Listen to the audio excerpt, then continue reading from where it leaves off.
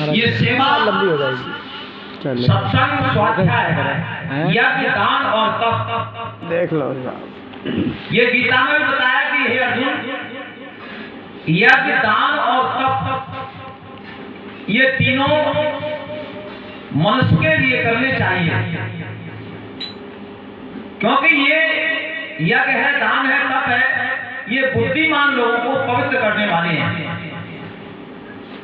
जो बुद्धिमान हैं, ज्ञानी हैं, उनके लिए यज्ञ, दान और तप ये पवित्र करते हैं, पापों का विनाश करते हैं, जिससे ये स्वर्ग पर विजय प्राप्त कर लेता है। और जैसे पितृलोक है, पितरों के लिए जो हम श्राद्ध करते हैं, तो श्राद्ध करने से हम पितरों पर विजय प्राप्त कर लेते हैं। इसी तरह से ही नर जब भक्ति करता है, तो भक्ति करने से वो मानो की जो परमधाम है, परमात्मा का लोक है, उस परमात्मा के लोक पर विजय प्राप्त कर लेता है। तो यूं ही कहा है कि धन चाहे तो धर्म कर, मुक्ति चाहे तो भजराम, हाड़ मास का पुतला आएगा किस काम। ये तेरा जो चाम है, हड्डी मांस खून खाल नाड़ी से भरा हुआ है, और इसमें देखोगे तो क्या क्या गंदगी भरी पड़ी है। जैसे कि नासिका के द्वारा क्या निकलता है, रेंट निकलती है, आंखों से कीचड़ निकलता है, कानों से खून निकलता है, नासिका से नखमल निकलता है, टट्टी और पेशाब निकलता है, रोम रोम से क्या निकलता है, मन निकलता है। तो इसको हमारे महापुरुषों ने क्या बताया, मल का टोकरा, कि इसमें सब मल भरा हुआ है। इसलिए कहा है कि छिपजल पावा गगन समीरा, पंच रचित ये अधम शरीरा, कि अगर ये भगवान की भक्ति नहीं करता है तो इसको अधम कहा। और वैसे इसको देवताओं से भी दुर्लभ बताया है। बड़े भाग मानुष तन पावा, सुर दुर्लभ सदग्रंथन गावा। तो ये बड़े भाग से हमारे लिए मनुष्य का शरीर प्राप्त हुआ है। यानी 84 लाख योनियों में 83,99,999 जो योनियां हैं, सब में बड़ा भाग मनुष्य को मिला है। और बताया है कि अभी ये मनुष्य नहीं बना है। सत्संग में जब आता है, जैसे कि पशु है, पशु को बनाने की जरूरत नहीं पड़ती है, पशु नहीं बनाया जाता है, बना बनाया आता है। हर पशु पक्षी बना बनाए जाते हैं, केवल मनुष्य को बनाया जाता है। मनूर भवे, कि मनुष्य बन, अभी तू मनुष्य के शरीर में आया है, पर जब तक इसको आत्म ज्ञान नहीं होता है, तब तक ये समझो कि मनुष्य नहीं बना, अभी ये गर्भ में ही है। जैसे कि शिक्षा पढ़ने से हमें व्यवहार मिल गया, व्यवहार की जानकारी हो गई। दीक्षा जब प्राप्त होती है, शिक्षक तो झूठ सच बहुत बोलता है, क्योंकि रिश्वत लेता है तो झूठ बोलता है। तो व्यवहार जो है, व्यवहार में हम झूठ सच भी बोलते हैं, मगर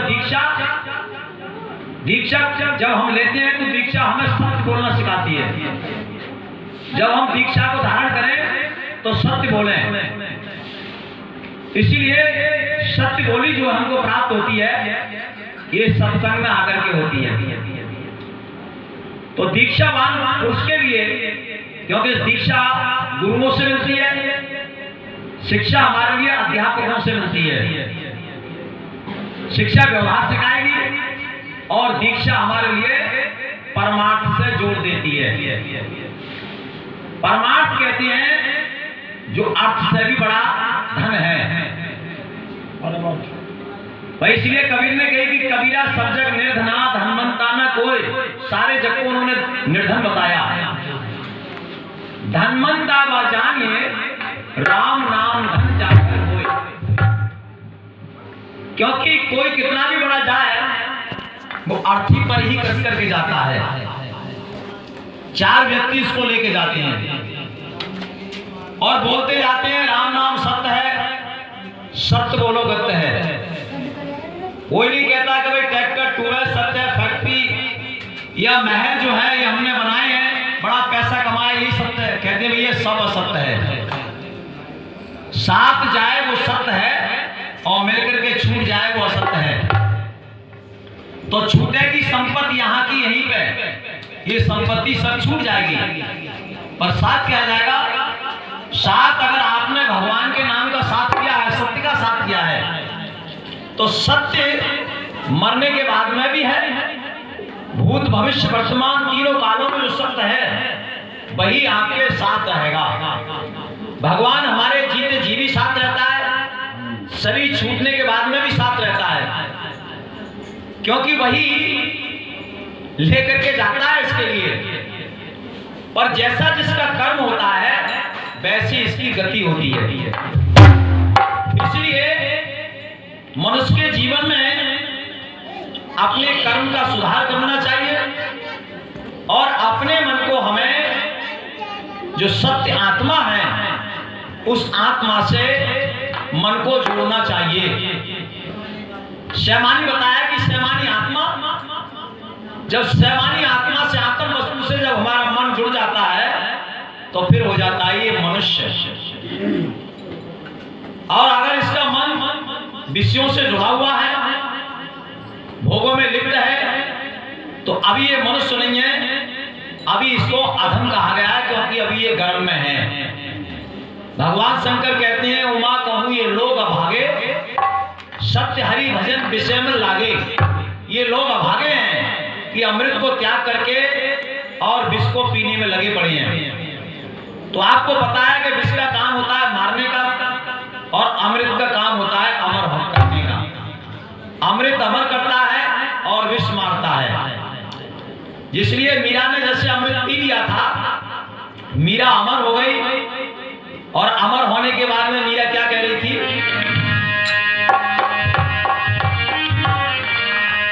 और मुझे घट में मिले हैं करतार, मैं अब ना मरने की, मुझे घट में मिले हैं करतार, मैं अब ना मरने की,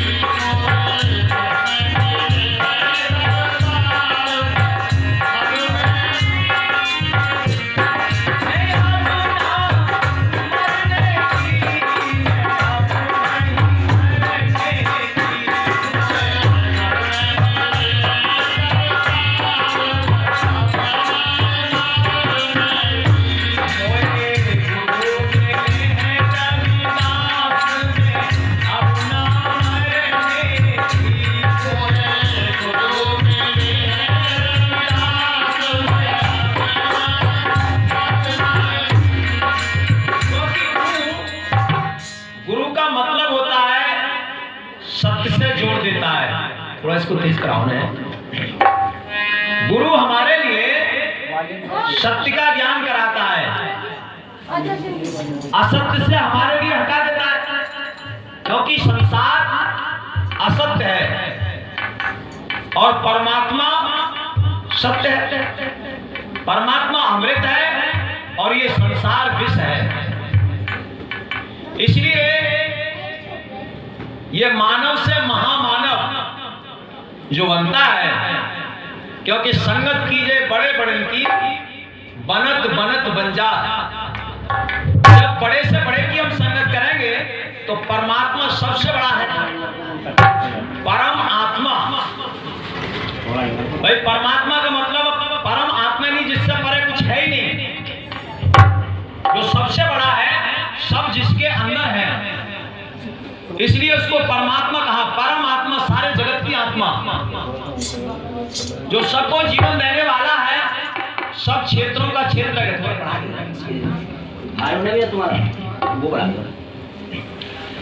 तो सब क्षेत्रों की जो आत्मा है, सारे जगत की, उसके लिए परमात्मा कहा। तो हमारे लिए उसी का संग करना चाहिए, उसी को धारण करना चाहिए। जैसे कि आज हमने संसार को धारण कर रखा है, तो हमें सुपने में भी संसार दिखता है, जागने पर भी संसार दिखता है। पर हमें जो परमात्मा सबसे बड़ा है, सबका पालन करने वाला है, सबको उदय करने वाला है, सबका आदि मध्य और अंत है, जो सबसे महान है वो नहीं दिखता। तो जो छोटी से छोटी वस्तु को हम देख लेते हैं, मगर जो सबसे बड़ा है, सर्वाधार है, वो हमको नहीं दिखता। क्यों नहीं दिखता? भाई तुलसीदास जी ने कहा है कि घट में है सूरत नहीं लानत ऐसी जिंद, तुलसी या संसार को भयो मोतिया बिंद। क्योंकि मोतिया बिंद का पानी इसकी आंख में आ गया, तो जब तक ये मोतिया बिंद का पानी इसकी आंख से नहीं निकलेगा, तब तक परमात्मा इसको दिखाई नहीं देगा। अब हम जब सत्संग में आते हैं तो सत्संग का नाम क्या है? इसका नाम है मनोरंजन। मनोरंजन कहते हैं जो मन का अंजन है, मन को साफ करता है। जैसे आंख को साफ करने के लिए हम अंजन लगाते हैं, दांतों को साफ करने के लिए मंजन लगाते हैं, काया को साफ करने के लिए साबुन लगाते हैं, ऐसे ही मन हमारा कहां साफ होगा? सत्संग में। सत्संग है ये मनोरंजन, ये मन की गंगा है। इसमें आकर के आपका मन पवित्र होता है। तन को पवित्र करने के लिए भूतलोक की गंगा है, मन को पवित्र करने के लिए आदि देव की सत्संग की गंगा है, और जिसमें जाकर के सभी पवित्र हो जाते हैं वो ब्रह्मलोक की गंगा है। जो परमात्मा है वो ध्यान योग के द्वारा प्राप्त होता है। इसलिए बताया,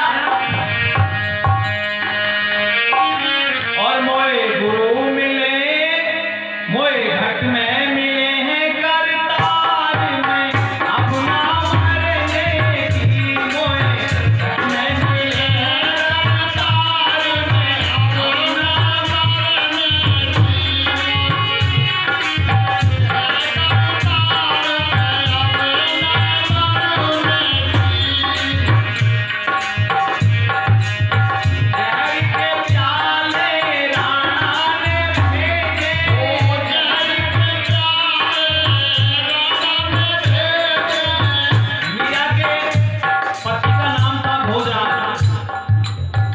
मीरा से भोजराज ने कहा कि मैंने सुना है और मुझे महसूस भी होता है कि आपने गिरधर के दर्शन कर दिए हैं, तो आप ही मेरे लिए उस मानो कि गिरधर के दर्शन करा दें। तो मीरा ने कहा कि गिरधर के दर्शन तो करा दूंगी, पर मेरा जो आपका नाता है पति पत्नी का, ये समाप्त हो जाएगा। क्योंकि हमारे बीच में जो अहंकार रूपी दीवार है, इसी में पति पत्नी गुरु और शिष्य है। अहंकार की निवृत्ति होने पर दोनों एक हो जाते हैं, फिर पति पत्नी का नाता समाप्त हो जाता है। तो भोजराज ने कहा, बोले कोई भी बात नहीं है, मुझे आप परमात्मा के दर्शन करें माले करा दीजिए, फिर मेरे लिए जीवन की जीने की इच्छा नहीं है।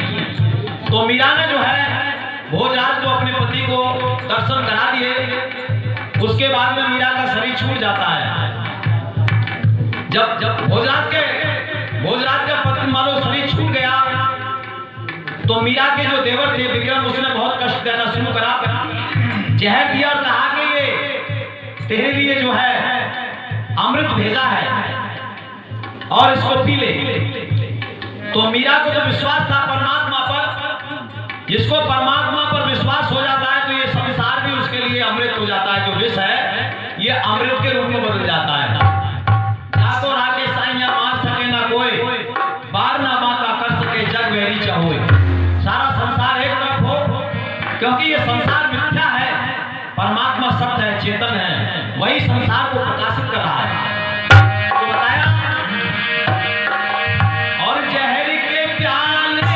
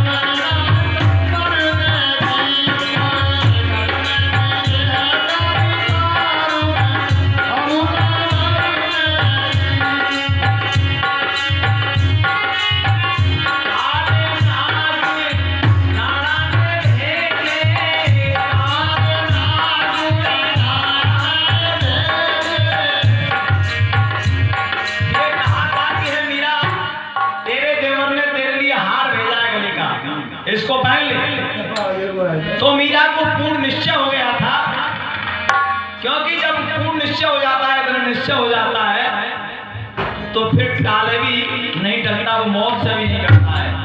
मौत भी फिर जो है उसके लिए हार बन जाती है, क्योंकि जो ब्रह्म है, परमात्मा है, वो काल से परे है, कालातीत है। इसलिए जब परमात्मा से जुड़ जाता है तो फिर काल से परे हो जाता है, काल भी फिर इसका दास बन जाता है। इसलिए बताया, और काले नाग राणा भेजे,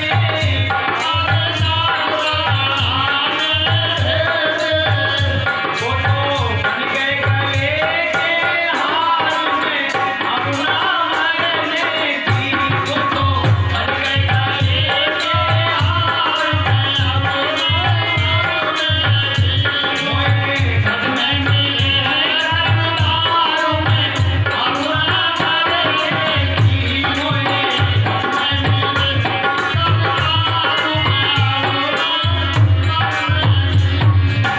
तो परमात्मा सभी के घट में वास करता है, मगर हम उसको कहां ढूंढ रहे हैं? मरघट में। भाई मिलेगा अमरघट में, और ढूंढ कहां रहे हैं उसके लिए? मरघट में, मरने वाले घट में ढूंढ रहे हैं। तो बताया कि बच्चा खजूर में